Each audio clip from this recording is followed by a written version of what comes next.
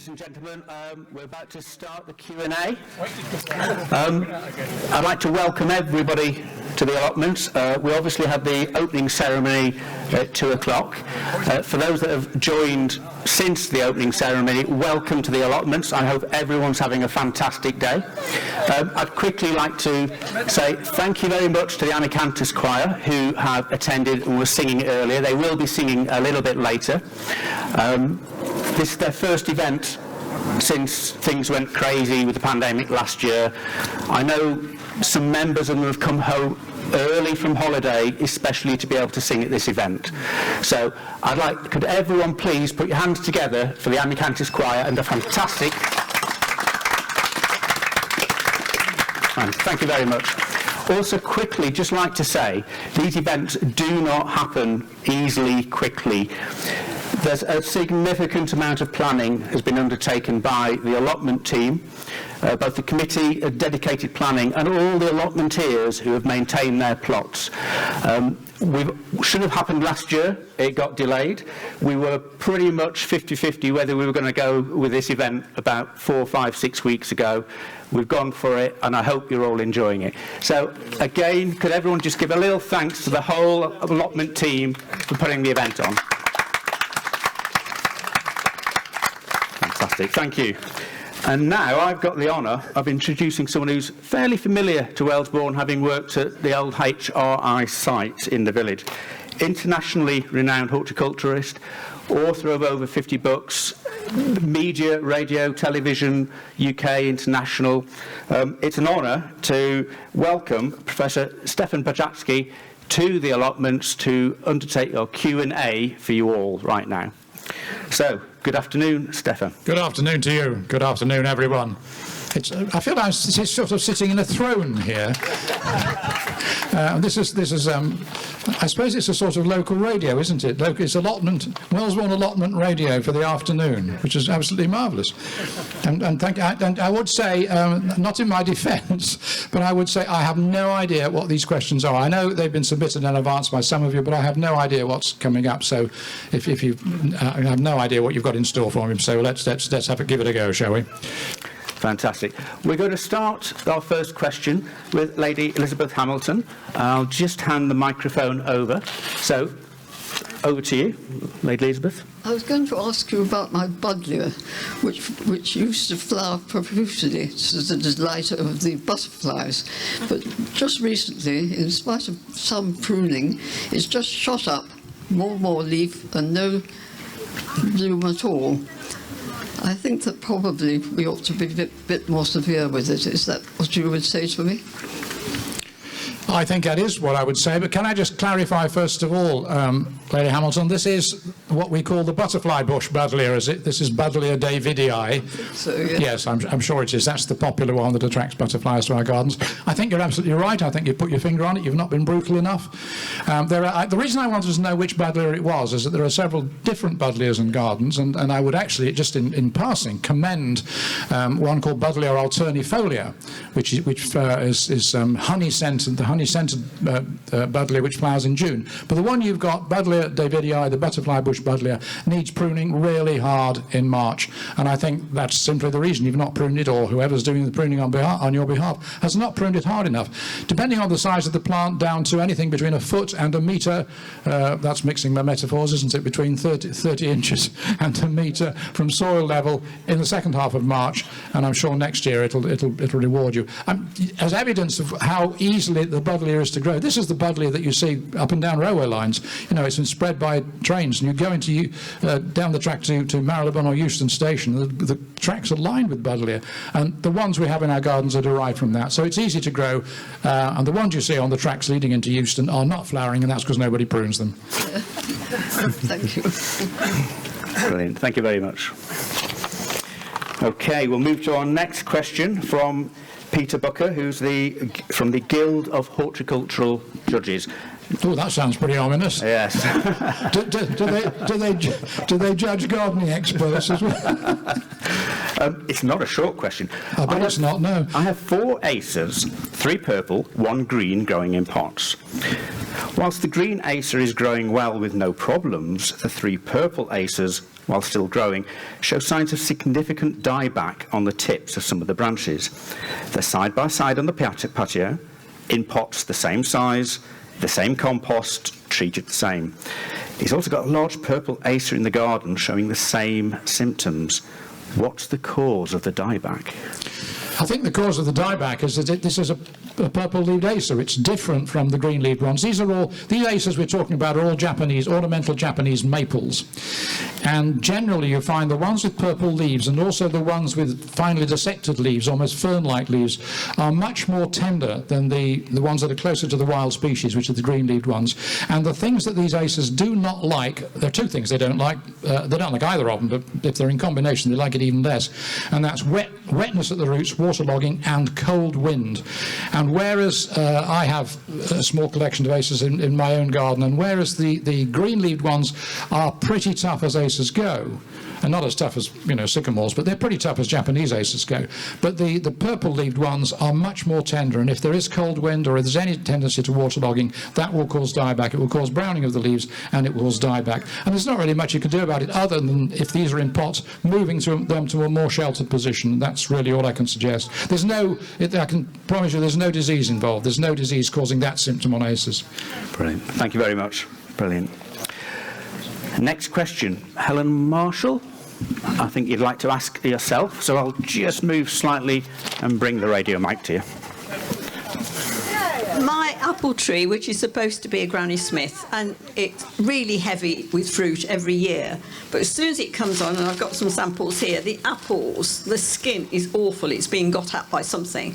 If I take the skin off, the apple is good inside, so it doesn't stop them being eaten, but they look awful. May I see these awful apples, please? There's nothing I like more than an awful apple on a Sunday afternoon. That's the leaf to it. Can you see they're just coming on now? But yes. You've got a couple of things happening here. The main thing that's happening is this is the symptoms of apple scab disease. Right. Which, as you quite rightly say, doesn't in fact affect the quality of the fruit. No. And in fact, in many respects, it actually enhances it, would you believe. Apple scab disease is caused by a fungus that flies around, it infects the leaves, and then it infects the fruit. And the reason I say it can enhance the fruit is because the tree is fighting back against the infection from this fungus, it actually accumulates more sugars in the fruit. So apples with scab on them are quite often sweeter than the ones without. But you'll never see them in the shops because the shops won't sell them, because it's an evidence of what I call cosmetic horticulture. They spray them out of sight simply to prevent this happening. But that's what it is. I'm just going to put my glasses on because there may be something else there. Could you hold my thing? Of course. A minute. I'm just going to get my glasses out. That's probably why they taste sweeter than the Granny Smiths in the shops. It will be. Yeah. Yeah, no, I thought there might be some insect attack. No, that's scab, and these tiny blobs are where the scab fungus has first started, and then the lesions get bigger and bigger, and when they get very big, they start to crack. But that's absolutely classic scab symptoms. It's so beautiful. I advise you to take a photograph of it. You'll never see better scab symptoms than that. Well, is there anything I could or should do about it? There's something you could, but there's nothing that you should. You could spray them, but I do not recommend it. There's no need to spray them. Quite right. I get scab on my apples every year, and I wouldn't bother about it at all. Just leave it. Just peel the skin off if you don't like it, and enjoy the sweetness of the fruit. Okay. Mind you, if I put a box in the lane, help yourself, nobody takes it. No, they won't. They won't, because they've grown up buying supermarket fruit, you see. They expect them to be blemish-free, and life isn't like that. Oh, well, that's good news. So there you are. Fantastic. Thank you very much, Helen.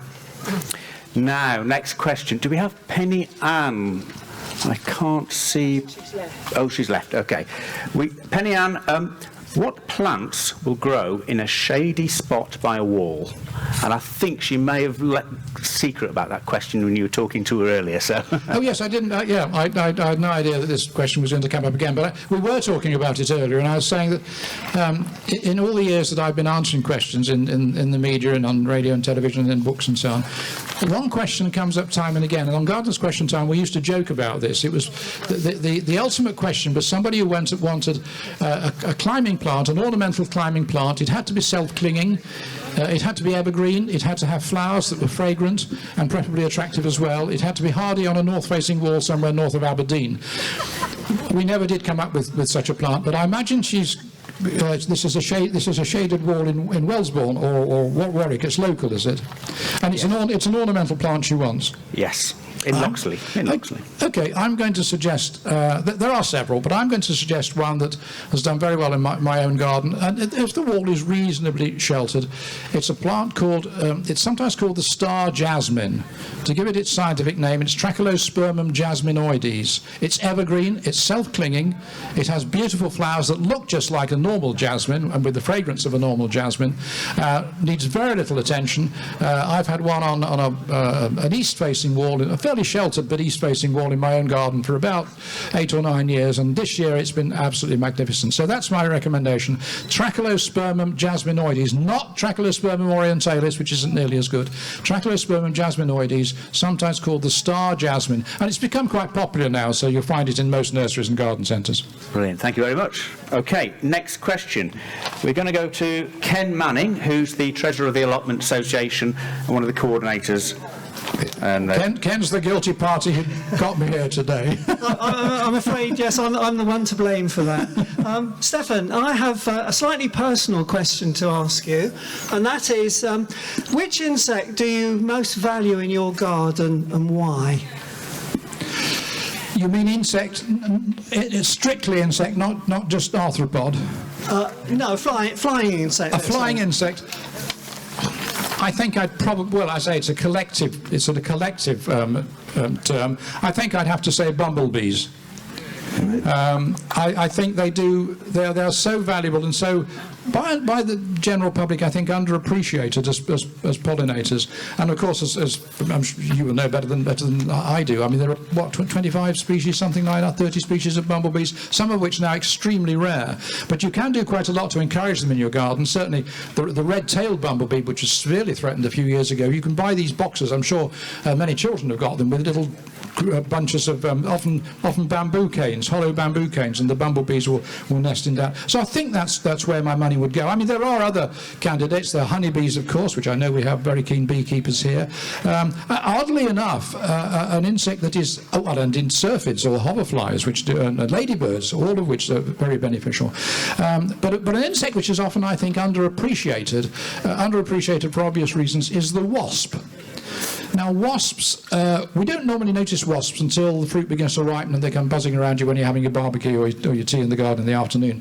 But wasps actually, earlier in the season, are very beneficial in that they catch a number of other insects, pest species, to feed their larvae on. So wasps, I think, are undervalued, but certainly I think top of my top 10 would be collectively bumblebees. Thank you, Stefan. Brilliant, thank you. And of course, although honeybees different species, we do have the Stratford-upon-Avon beekeepers and their marquees about halfway down the site. So if you do want to ask any questions about beekeeping or the life cycle of the bees and the importance to our environment, do stop in, ask them a quick question. They'll be more than happy to field the question. There is a lovely, you will find it very easy, there's a lovely lady dressed very, very fetchingly as a bee, so you can't miss her. Cannot. I took a picture of her earlier. Can't miss her at all. Fantastic. Thank you very much, Ken. Okay, next question. Going to go to Alison Hook, just over here. Let me scoot round with the microphone. 1 second. I've told him already, with this microphone on a stick, he looks like Freddie Mercury, doesn't he? And I'm taking that as a compliment. I still am. I'm gonna continue. I have a lemon tree. Every summer I put it out in the pot in the garden and it thrives.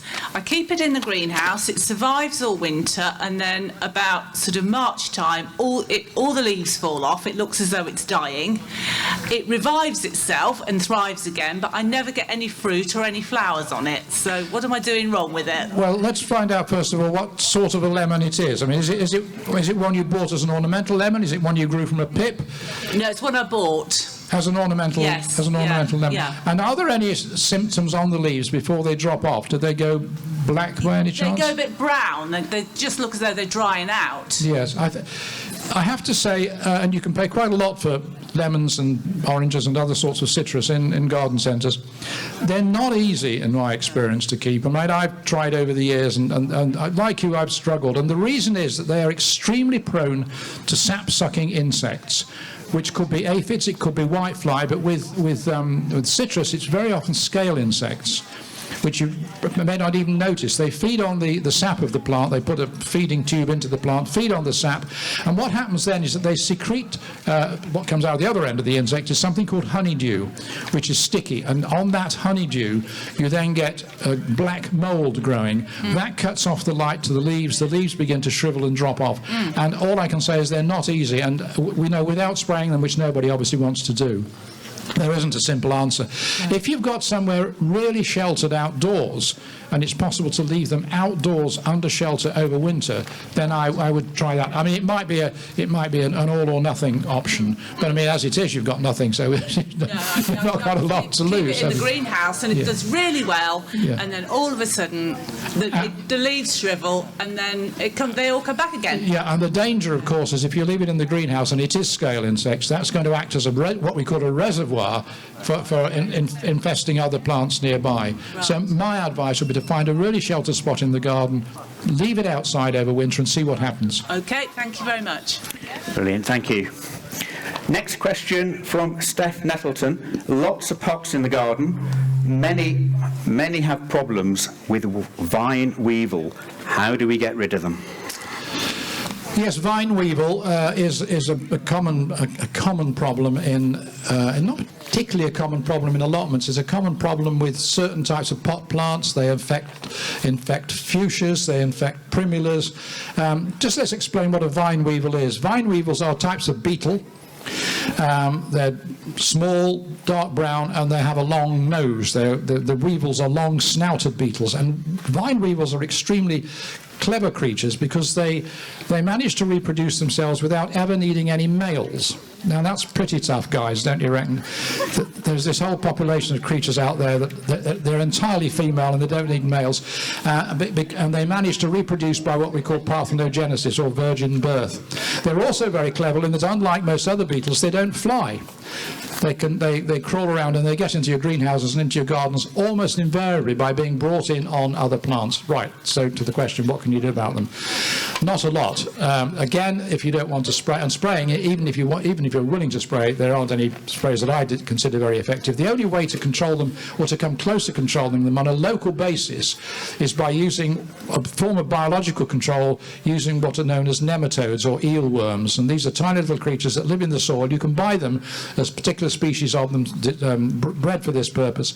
You buy them in a powder, you add them to water and it becomes a solution. You then water that onto the plot. Now clearly you can't do it on 7 acres of Wellesbourne Allotments, but you could do it on a small area where this is a particular problem. And what is interesting again about these nematodes or eelworms is that people often think they feed on the vine weevil larvae in the soil and kill them. They don't do it directly. It's a very ingenious bit of biological control. What the eelworms do is they attack the vine weevil larvae and inject a species of bacterium into them, and the bacterium diseases the larvae and causes them to die. So it's an indirect effect. But that's the only thing I can offer. There is no other option other than when this is not true in an outdoor situation obviously, but in a greenhouse, particularly if you've got valuable primulas or fuchsias, always check absolutely thoroughly any new plants you buy. Knock them out of the plot, knock them out of the pot, check the compost and then repot them, check them with fresh clean compost, because quite inadvertently you can buy them from even reputable nurseries and garden centres,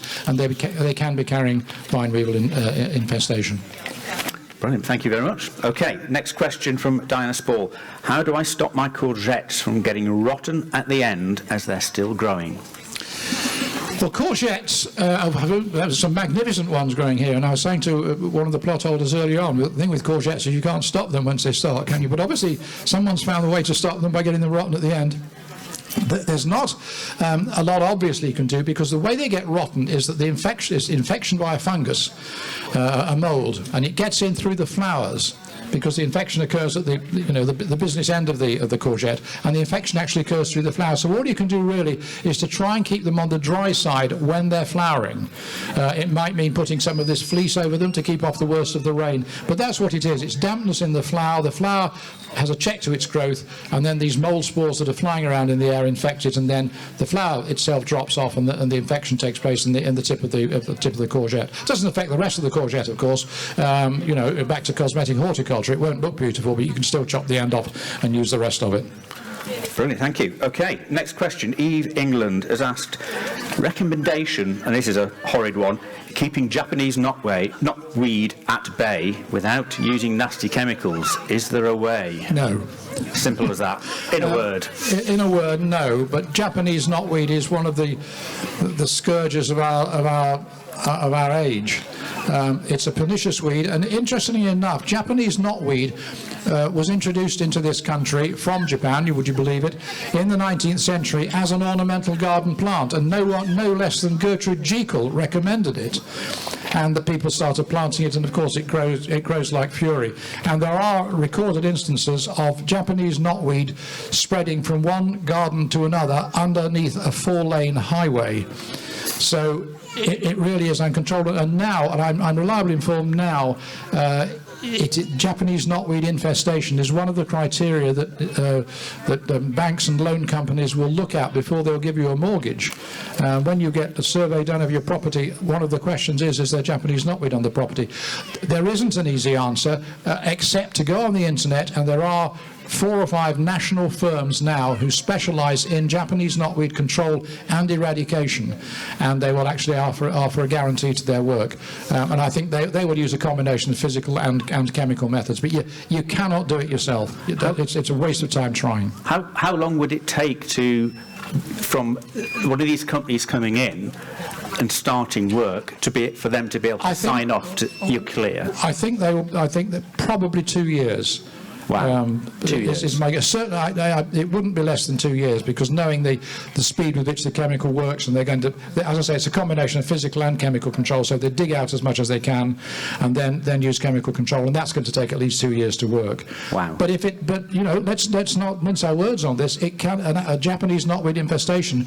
I've been told on a property worth £100,000, it can knock 10% off the price, and you may not even get a mortgage. So. Thank you. That's that's pretty grim. Okay, we're going to go to a slightly happier question. Ian Hope. Ian, here you go. Hello. There you go. And there's your question. Ian's the chairman of the Wellesbourne Allotments Association. Right, so I've got an interesting question. I've actually been impressed with the depth of answers that we've had to date, because what a fantastic knowledge you've actually demonstrated so far. So let's see how you get on with Echium Pininanas. So, on a recent visit to Cambridge Botanical Gardens, we were impressed by a mature flowering Echium Pininana, and they are truly stunning and indeed different. And as a surprise birthday present to my wife, I've just purchased 6 plants. We're aware that they are a native of the Canaries and are not frost resilient. So do you have any suggestions for planting them out? And once they're planted, will the flowers continue to grow into subsequent years, or will they die back? How do we care for it? It is an interesting question. Yes, the Echiums, those of you who've been to the Canary Islands will have seen these plants. They flower on a tall spike. Most of them have blue flowers. There are 1 or 2 endemic species that have red flowers, and very spectacular they are, and they'll grow to a height of 10 or 12 feet, some of them. As has been said, they are not hardy in this country. In most parts of this country, the best ones, if you want to see them growing outdoors within the British Isles, the 2 best places are Ventnor Botanic Garden on the Isle of Wight, which was actually under threat a few years ago. I'm not sure if it's still thriving, and the Abbey Gardens on Tresco on the Isles of Scilly, where you will see them growing outdoors. But frost there is relatively rare. Having said that, they did have frost and snow in Tresco a few years ago, and the Echiums were all cut back to soil level, but they did grow again. Now, all I can say with these particular ones you've got, how large are the plants at the moment? Do we know how big the plants plants are. Hello? How big are the plants? 6. Yes, 6. How big? How large are they? How large? They're in a 6-inch pot. Oh, they're tiny. They're quite tiny, yes. Do you have any form of protection, greenhouse, conservatory? Yes, we do. Well, that's the place to keep them. I keep them in there during the winter months and put them outside. Very important to put them outside and let them get real rain and real sunshine in the summer months. I grow them in a fairly acidic but also well draining compost. What do you know what compost they were in when you bought them? Yes, there's a lot of gravel in the compost. Yeah. It needs to be well draining, but it also preferably needs to be acidic. I would feed them nothing particularly special. Feed them with I normally recommend a general purpose tomato feed like Tomarite for anything that you want to produce something more than leaves. But the important thing is to put them outside in the summer as soon as the danger of frost is gone, and they should then give you pleasure. And what, indefinitely? Indefinitely. Oh, wow. Yes. Yeah. Yes. Thank you. Brilliant, thank you, Ian. I'm going to squeeze 2 more questions in, and then I think we'll be done for the day. Mr. John White, I think I met John as he was coming in through the gate and took his question, so I believe he's from the Coventry Allotments. How do I control whitefly on the cabbages? Have tried netting and Jay's fluid. Still not working. And he did describe to me on his Jay's fluid, he doesn't spray the plant, he puts it almost like a ring around the plants, and that worked until about 3 years ago, and suddenly that method has stopped working. Interesting. I'm not sure why it would have worked, and I'm interested that he's added that caveat to the comment that he's used Jay's fluid, because if you use Jay's fluid as a pesticide, you are in fact breaking the law, because Jay's fluid is approved for use as a garden disinfectant, but not as a pesticide. So, and I can't quite envisage how putting a ring of Jay's fluid around your brassicas would prevent whitefly getting in, because whiteflies, believe it or not, can fly. There isn't an answer, and I don't worry about it. I grow a small number of brassicas. We nearly had cut some this weekend, and the kales and the broccolis and so on, they all have whitefly under the leaves. Take no notice of them at all. Stick them in the cooking pot and they'll disappear. They have very little effect on the vigour of the plant, so I would just not lose any sleep over it, and say cook them along with the vegetation, and you get a little bit of extra protein. Extra protein in there. Okay, thank you. And I think the last question, because obviously we're running out of time, and I can see the choir are getting near. Straining their larynxes to come back. As they are. This is from Emma. We've recently been given an indoor blue orchid as a present. How should we look after it? Well, I'm not going to dodge the question, but it depends on what sort of an orchid it is. She doesn't say. By and large, I'll just give one general piece of advice I'll give 2 pieces of advice. One, a general piece of advice with orchids, and that is no orchid ever died from being underwatered, but lots of orchids die from being overwatered. So always err on the safe side. Don't overwater your orchids. And the other thing is the commonest of the orchids, the Phalaenopsis or butterfly orchids. This may not be one of them. And those are the ones that you see most commonly in garden centres and in shops. And the secret there is they'll have a butterfly-shaped flowers on a single spike, and the secret is to cut back that spike just as the last bud is opening. Cut it back to the next bud down, and then you'll get more buds to come. Don't wait till they've all died off, because then you're quite likely never to see any flowers again. So wait till the last one, the last bud down at the bottom of the stem is about to open. Cut back to just above that, and it should continue to flower thereafter. We've got quite a few orchids on our house, and we use distilled water. Is this real that you shouldn't use tap water because that's harmful to the orchids, or? No, well, it depends on the tap water. Tap water varies enormously. I mean, I know the tap water in this area has improved a lot over the years. We don't get the taste of chlorine now, but by and large, if it's very hard water, then I wouldn't use it. Soft water's fine. I mean, soft water's very little different from rainwater, and the additives I don't think make any difference to the orchids. But I mean, having said that, the orchids are the largest family of flowering plants. There are well over 30,000 species of orchids, and many more times that of cultivated varieties. So to generalise about orchid care is very difficult. But the comments I've made, I think, might be helpful. Superb. Thank you. Right, we've pretty much finished all our questions. Apologies to those who asked questions, but we've not had time to field them. Stefan will be at plot 34A, just halfway down the site. He'll have some books for sale and is more than happy to be signing, and of course people will have a quick chat with him there.